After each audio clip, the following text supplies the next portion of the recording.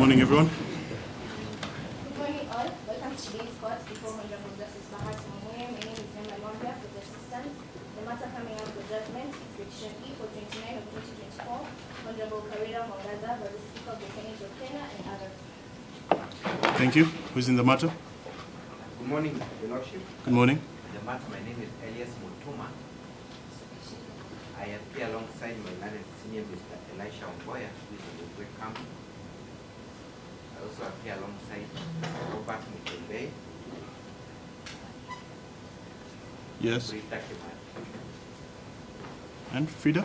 Frida Kimathi. Frida Kimathi. That is all for the issue.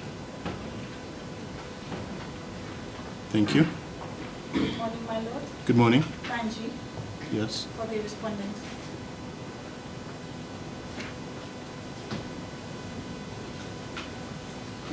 Thank you. Good morning, my lord. Good morning. My name is Boniface Morero.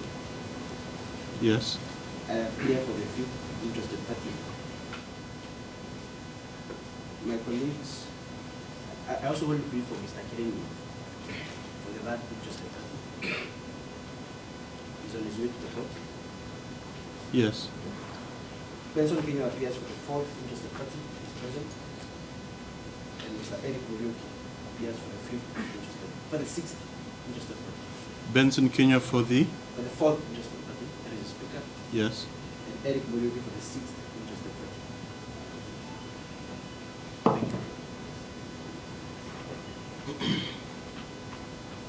Good morning, my lord. Good morning. That matter, my name is Lawi. I appear alongside Ms. Mwangaza, who's present in court. Yes. For the first interested party, cancel the others. Thank you. Most Honorable Judge. Yes. Good morning. morning. Yes. I appear alongside Ms. Kawira, who is present in court, holding brief for Ms. Hughes Malas, to record Frida Kenya, the second interested party. Thank you. Good morning, my lord. Good morning. Designing Jamoy, for the seventh interested party.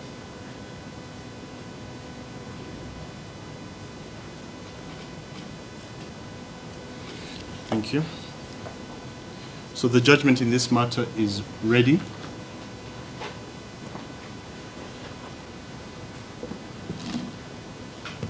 We have also prepared a media summary, which I will release at the conclusion of reading the judgment. We have two hard copies that I will also release to the parties, one side to the petitioner and one to the respondent. So I'll begin reading. It's 50 pages, bear with me, it'll be quite long.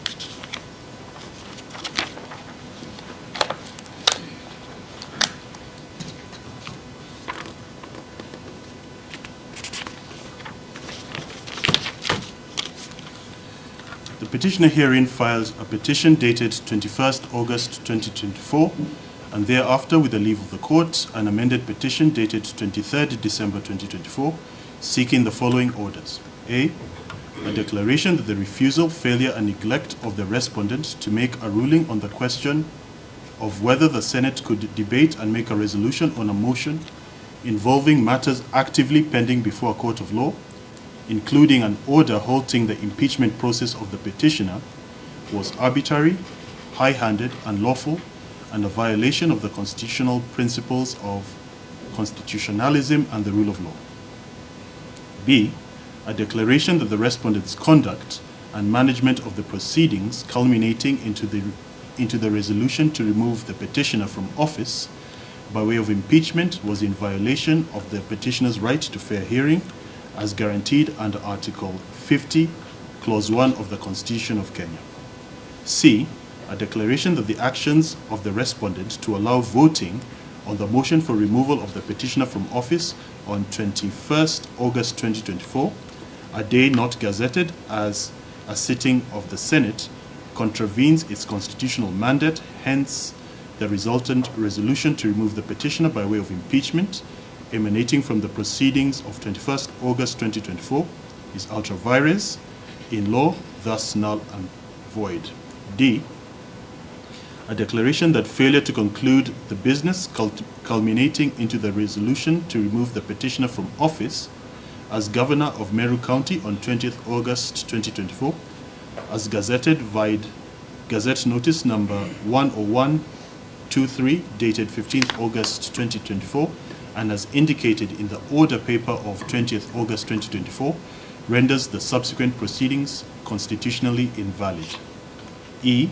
A declaration that the respondent's decision to uphold the resolution of the County Assembly of Meru leading to the removal of the petitioner from office by way of impeachment was unconstitutional and a violation of the petitioner's entitlement to the rule of law in light of the principles of sub judice, double jeopardy, and contempt of court.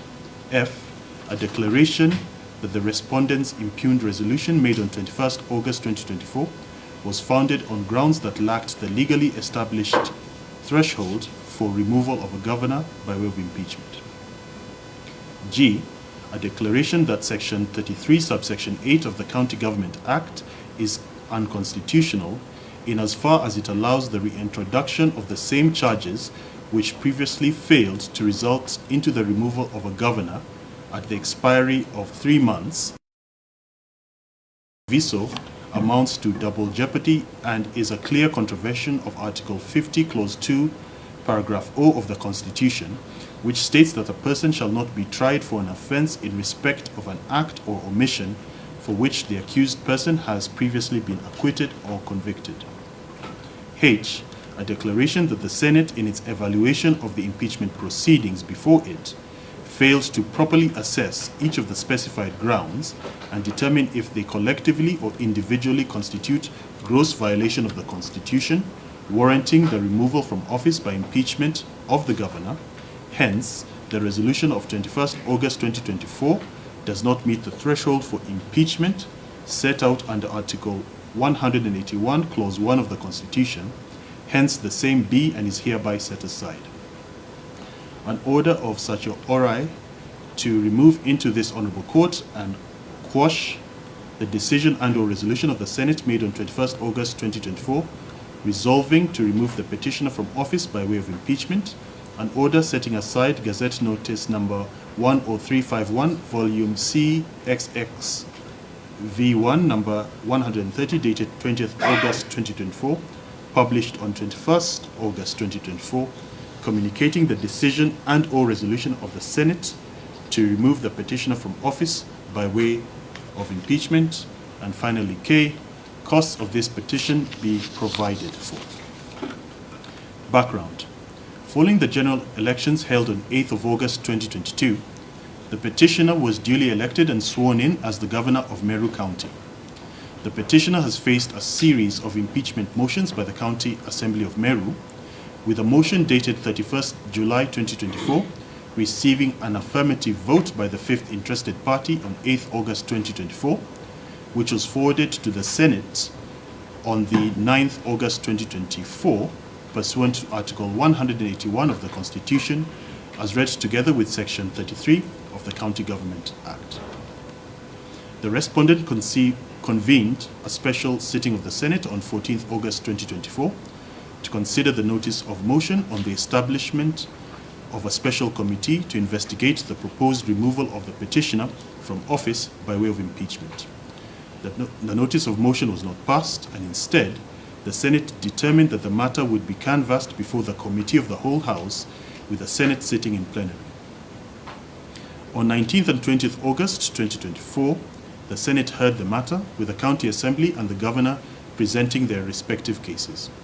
At the conclusion of hearing, the Senate voted on the matter, and it passed a resolution affirming the decision of the County Assembly and removing the petitioner from office by way of impeachment.